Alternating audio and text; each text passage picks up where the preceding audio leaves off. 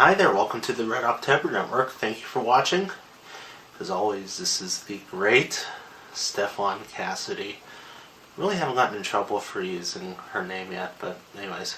As you may have seen on my Facebook and now on Twitter, I wanted to do a video about global warming or climate change or whatever you want to call it. So, anyways, I always believe that it's very important that whenever you make a YouTube video, you try to establish some credentials, especially in the topic of, rants. I think one of the biggest things about global warming or climate change is that it has become very highly politicized.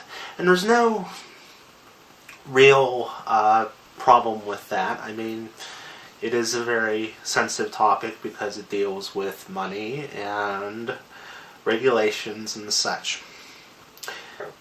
But I promised that I would not use it from a political context. Excuse me. And I believe that we should stick to that. So anyways, here's my credential. I went to Penn State. I got a bachelor's in environmental science and geography with minors in meteorology and climatology. So I have degrees in all three fields. And 3.6 GPA,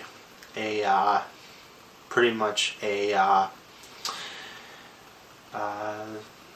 three of the last 4 semesters I was there, I was Dean's List, and so I approach it from different ways.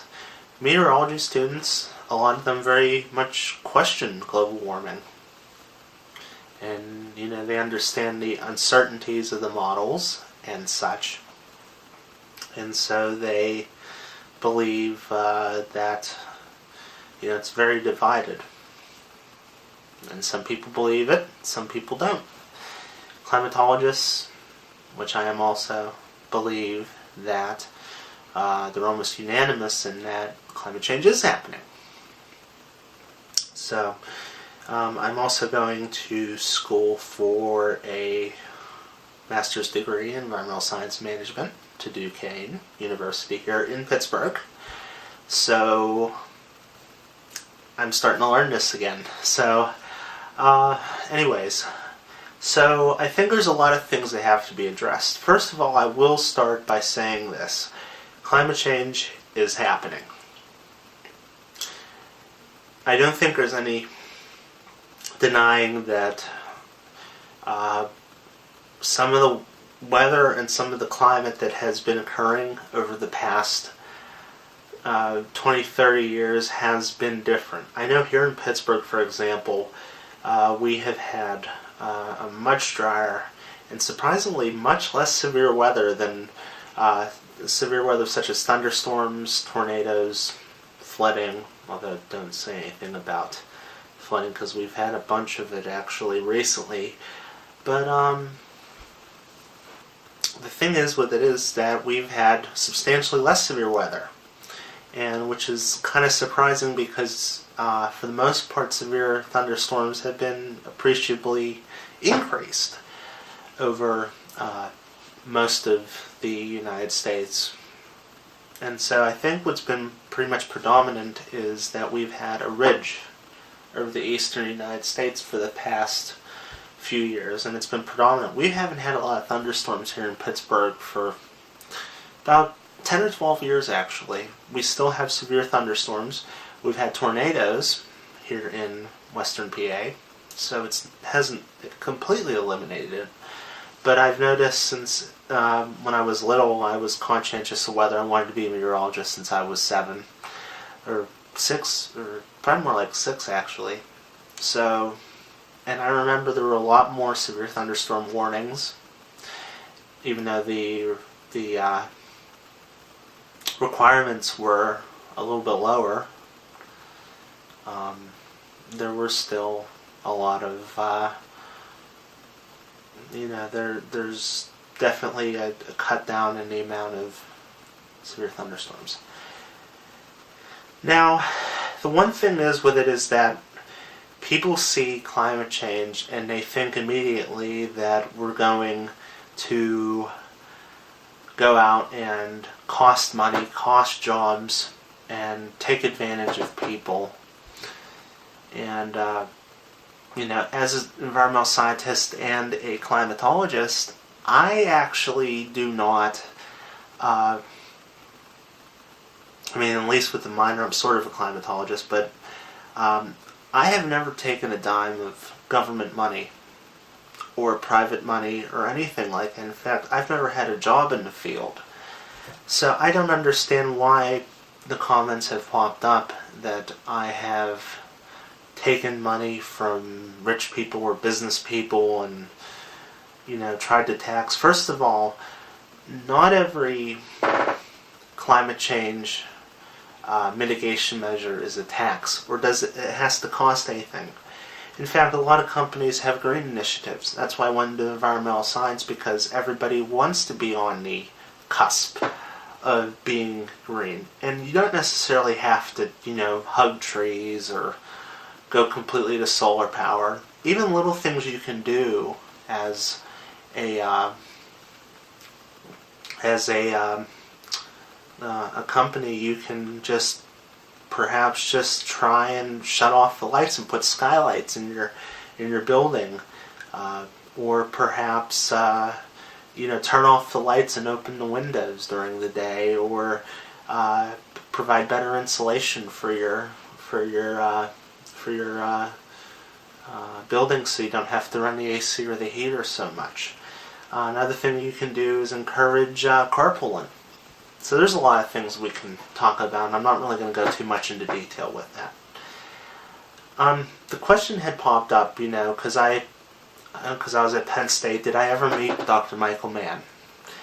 And the answer is no, but I knew his influence there at Penn State.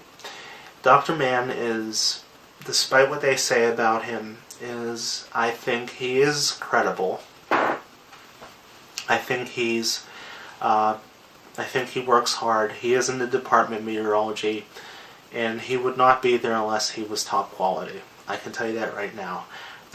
I know a lot of Penn State meteorologists, pretty much none of them are unemployed or not in grad school. They are worth something, which is actually kind of good, because you know how many people are unemployed in this country.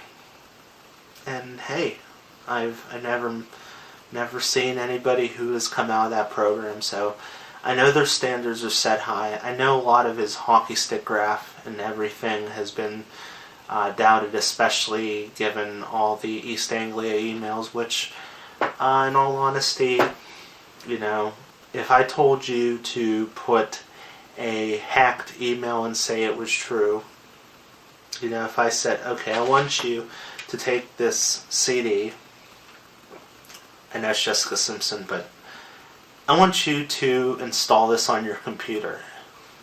Okay. So I'm like, alright, I download it, and it provides a virus. But you want to know something about it? Okay. Everything that came off this CD is true, even though this is broken. So you would believe that with a hacked email, that it hasn't been changed or adapted or something. People who hack emails usually do not have good intent. And honestly, anybody who says that the climate change, the global warming thing is a scam because the emails say so is a fool. Honestly. That's who I didn't work with, was Michael Mann. I did, however, work with Petra, who did, she led the authoring of one of the IPCC fifth revision, the fifth report, and she's, I liked her. I had a class with her, I had a forum with her a lot, and she is very intelligent. And I think, she was never into trying to tax or do cap and trade or any of that. I think she was more interested in adaptation. So if there was going to be more rain Bangladesh. How do we get people to move? How do we get them farmland? How do we get them, to be able to build and to get clean water and everything? So you don't really see any pollution. I worked with a lot of intelligent people. I worked with people in Arizona, University of Arizona, grad students there. I think the other one was in Florida State. We also worked with people down there, grad students. We all kind of telecommuted and everything. So, that's really a thing, and I think that great minds can gather on the topic of climate change without having to go to political rhetoric. After all, you wouldn't ask Rush Limbaugh to do a weather forecast, or you wouldn't ask a Republican senator to do a weather forecast. Why should they tell you what's right and what's wrong with the atmosphere? I'm barely qualified to do that. On the topic of CO2 and methane, first of all, we need to get rid of the whole aspect of CO2 when we breathe it out. So, does that mean we're contributing to global warming? No, because we exhale far less than what we put out the tailpipe. If you've ever done the stoichiometry of the car engine, you'll realize that the average car spits out on a tank of gas probably about 3 or 4 kilograms of, I would say, of CO2. It works out to be around that range. And, and you think about it, with the octane and everything, your car spits out more, and we're not even getting into, industry, heavy industry, diesel engines, all which contribute different aspects to the climate change scenario. And yes, plants do put out CO2 at night, but they gather it back in during the day. In fact, it quite possibly could be that plants may survive a little better with increased CO2, because it's like being in an oxygen-enriched atmosphere when you're a human. If you've ever taken oxygen at the hospital, you realize you breathe a lot easier when you're running on 100% oxygen. However, if you also think about it too, oxygen, if you were to breathe that all the time, you put free radicals into your system, which are little isotopes of oxygen that can cause cancer. Although CO2 won't cause cancer, it can be poisonous in large enough amounts in the atmosphere. And the problem with it is that CO2 is a greenhouse gas. There's no denying that. Okay, it does cause sufficient warming. There's nobody who can convince you that the urban heat island effect it doesn't exist. If you stick a thermometer in the city, in the middle of New York City, and you go and you measure the 4 p.m. temperature on a hot summer day, there's no denying that it's going to be 5 or 6 degrees warmer than out in the country, out in the middle of Iowa, for example. And why is it that we take on the micro scale and say, oh, well, it is kind of true, but then you get up to the standard of a mesoscale, over a state or something, or the synoptic scale, and you say, oh, but it isn't true there. Well, I learned one thing in meteorology is that a lot of things can happen that are different at different scales, but the same fundamental physics and chemistry still hold. So, and that brings me up to the topic of an organization which everybody wants to get rid of, and that is the Environmental Protection Agency, the EPA. Now, with the EPA, first of all, I tend to put a little bit of a divider between what the EPA does and climate change. Here's why. The EPA cannot influence anybody in China or India with their heavy industry, and the fact that they do have, because of limited pollution, or because of limited regulations rather, they do have problems with smog, they do have problems with bad health because of what they're breathing in, and yes, that is kind of what a lot of people want, and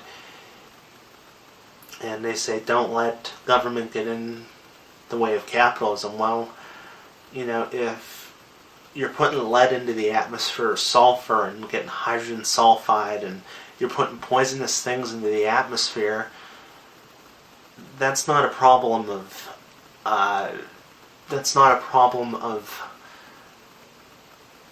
I guess you could say, you know, something that just makes your skin itch or something like that. That's a problem where you're actually killing people. The EPA has nothing to do with that. The EPA has a fundamental set of rules, and they have procedure where they take, you know, the common person's input and scientific input and everything, and they really try to make it so it's fair, and the EPA is not going to stop global warming. In fact, we in the United States cannot stop global warming from occurring. We can set a standard. Now that's what China is doing with solar power, which actually it's silly how we've been able to decrease the cost of flash memory by 99% over the past 10 years. 1 gigabyte flash memory thing cost $100, now costs like $1 over the past 10 years, but we can't use those same things, those same electronics, those same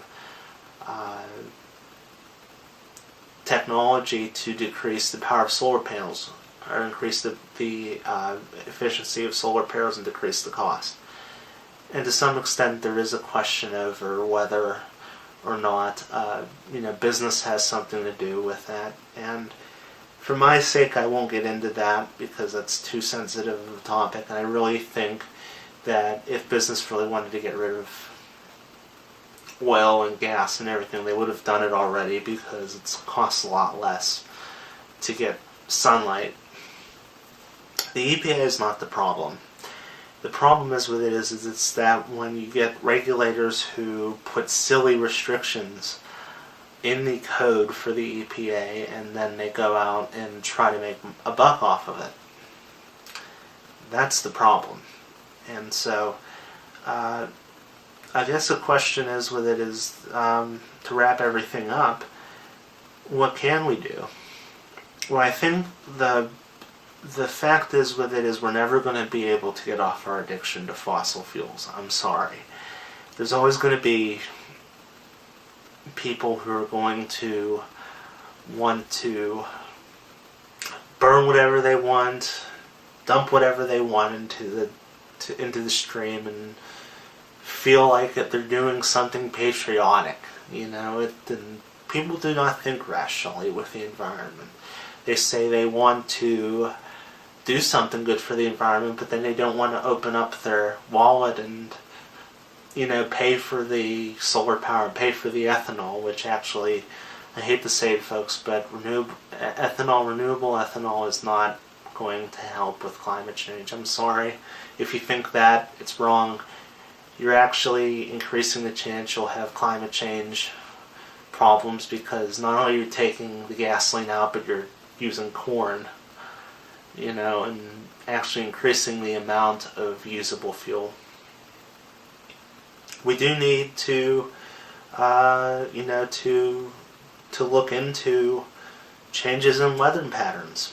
I mean, will there be more troughs, more ridges? I'm not even talking about severe weather disasters like hurricanes or the such. I'm talking about, where's it going to rain? Where's the ITCZ going to set up? Where are the westerlies going to set up? Where are the doldrums going to set up? That's my climatologist side. Are we going to have more rain? Are we going to have a longer summer, or a more particulate matter causing more CCN, cloud condensation nuclei? Are we going to have that? If we can't stop climate change, what do we do with crops? Can we grow crops on farther north? Will the soil be fertile enough? Will there be bumblebees or pollinating factors? Will the crops be able to stand colder winters, or pests that live up there? And also, how do people adapt to it? Will people have enough money? Will people be able to move? Will the subsistence farmers in Africa be able to go and grow their crops? Will they have to have a diaspora of moving north and moving to Europe? Will that cause socio-economic factors? Will there be wars over water, like in the Nile Delta? Will there be less water because the desert moves north? Will there be more water? Who gets that water? Who gets electricity from dams? So, and there's nothing, you notice I mentioned nothing about taxes or cap and trade, because that's not what it's about. It's about science. Okay, climate change is about science. The politics behind it and the money behind it are not the key. It's the science. And always remember that if you're watching this video. You have to think. Okay, the government doesn't want you to think about it. They just want you to be the sheep. They want you to listen. The media wants you to do that too. And that's not what you want to do. So, that's my spiel on climate change. So, leave your comments about this. Thank you for watching. I appreciate it. I'll try to be a little bit more active on this page than other ones. I do have 660 videos on here, so I try to comment back when I can. But I want to hear your insights. Make some video responses. Tell me if I'm right or wrong. And share, if this shows up on Fox News, I'll be happy. Might not be able to get a job, but anyways.